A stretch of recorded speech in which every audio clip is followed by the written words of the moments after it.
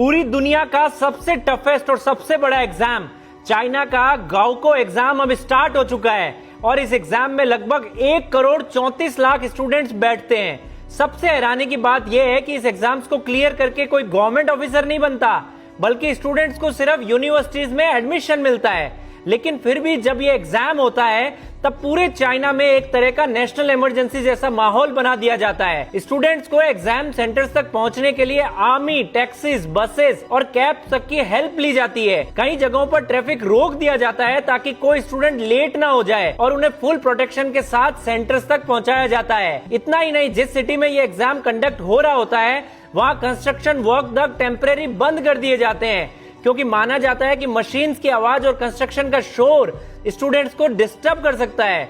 इस तरह से इतने लेवल तक स्टूडेंट्स का ख्याल रखा जाता है। ये एग्जाम कई घंटों तक चलता है और कई दिनों में कंप्लीट होता है।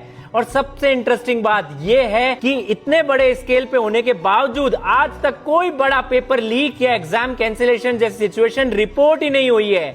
यह है चाइना का स्टूडेंट्स के लिए गजब का प्लान।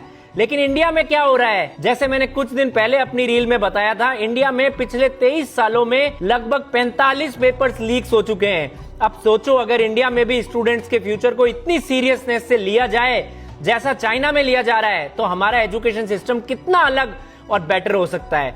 आपके हिसाब से इंडिया में भी बड़े एग्जाम्स के दौरान ऐसे ही स्ट्रिक्ट मैनेजमेंट होना चाहिए? कमेंट करके जरूर बताना।